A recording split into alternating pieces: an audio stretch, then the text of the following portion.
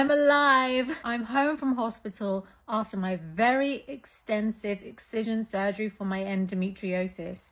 I was discharged 5 days after my surgery, and boy, has it been one hell of a recovery journey so far. Not to mention the drama of my hospital stay from beginning to end, which I can't even really get into yet because it's currently being disputed. It didn't help that when I was approaching the hospital on foot for my admission, for my surgery, I'm across the street and I can see they've evacuated some staff and a fire engine pulls up. I wouldn't really call that the best omen, would you? It just screams, run. Hospital business aside, this is in no way related to the consultants, to the surgeons that performed my surgery or my surgical outcomes, just FYI. When I first wake up from surgery and I'm seen by the consultant, I'm told that I had a 5-hour surgery and he talks me through what went on, the highlights. The main standouts being that I ended up needing a bowel resection and that actually extensive diaphragmatic endometriosis was found, all of which could not be treated. And I can't tell you how distraught this news left me. So this is me in the ICU, in the critical ward, fresh off general anesthetic, not really knowing my mind, my body. Take a look down and I see 5 plasters, all in a straight line across from where my belly button is. And I can't tell you what came over me, because it's not what you expect with endometriosis laparoscopic surgery. You kind of expect the diamond shape, the belly button, one further down south, closer to your pubic bone, and then the 2 either side on each hip. So to wake up with 5 in a row, I don't know what came over me, because it left me thinking, what kind of surgery have I had? Soon enough, I'm back on the ward and I'm really just going through the motions. I have no idea how to deal with what I'm dealing with. It literally feels like being born into new territory and I'm trying to find my way.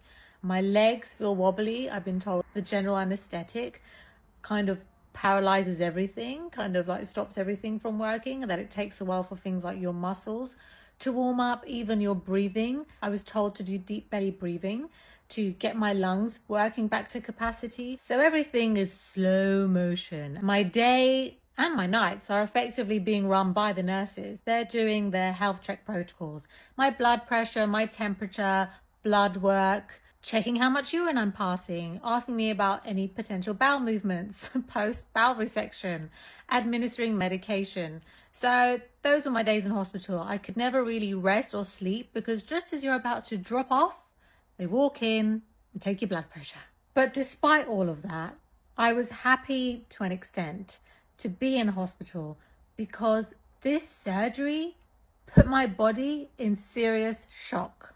It felt like my insides had been through a war. Honestly, the trauma of this surgery was very overwhelming, to the point where I believe I must have gone through some kind of disassociation, mentally detaching from my body just so I could cope. With endometriosis, we often hear that excision surgery is the gold standard treatment, right? And I suppose it is. It is the best method for physically removing endo. But when you think about it, despite endometriosis being this seemingly foreign entity that's woven itself within your insides like a spider web, it's still technically you. It's become a part of your anatomy. So when undergoing excision surgery, you're effectively having your insides cut out. Surgeons are cutting up endometriotic growths, whether that's tissue, lesions or adhesions, that have bound themselves to your insides. And it's bloody brutal. If you've ever watched any endometriosis laparoscopic surgery videos, then you'll know exactly what I'm talking about. I'm now 20 days post-op, but I will say that the first week was the absolute hardest. As you may have seen from my former video, a lot of endometriosis was removed, and upon reading my operational notes, more than I could have even fathomed, including the need for a bowel resection. And having such a procedure effectively meant that I had to go through what was referred to as a bowel reset. I was put on a strict diet and have, as a result, lost 3 kilograms so far. I'm going to talk more about what's involved and the after effects of having bowel resection surgery in a follow-up video. because boy, I had no idea what I was in for. And women with endometriosis need to know this information. So in that first week post-op, I would summarize it as the following: battling with gas or shoulder pain, constantly feeling nauseous because of the surgery or the medication, having to eat a very strict diet, which was already challenging because of the nausea. I was literally eating like a bird, teeny tiny portions. And as a result of all of that, feeling very weak, very wobbly on my legs, and I'm in constant discomfort because of the extent of my surgery. However, my pain, to my surprise, was very manageable. When I learned the extent of my surgery, I was expecting to need to be on very strong pain meds for a long time. But I'm very proud to report, as of day 3 post-op, I was on 500 milligrams of paracetamol only. And I put this down to the many ways I tried to prepare my body for surgery, which I've shared in some of my posts before undergoing the operation. And given just how low my pain was, I'm going to dedicate a video purely to the protocols I was doing so that other women like you can take advantage of my learnings. I also experienced post-op bleeding for about a week or so until my period showed up. And I was extremely emotional, especially when I first saw my family after surgery. When attempting to share how I was feeling, what I had learned on my surgery, I was just an inconsolable, blubbering mess, utterly devastated at my current state of affairs. And at the same time, seeing that reflected in your family's eyes, where you see their distress, their concern,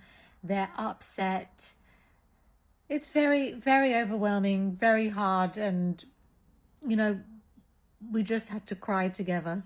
So every day post-op has been a challenge, but every day the challenge has gotten easier. And I really can't credit enough my family, my mum, my loved ones for their love, their support, their hands-on care, not allowing me to lift a finger, making sure I'm eating to the best of my capabilities, mentally and emotionally trying to help me get stronger. My faith, if it hadn't been for my faith, I don't know where I would have been. Some days felt so low, so dark, that without having faith in something bigger, something greater, more powerful than myself, I don't think I would have managed as well as I did. And at the same time, I do credit my mindset. Extensive excision surgery is no small feat, and it has been one of the hardest physical, mental, psychological, spiritual challenges I've personally had to face.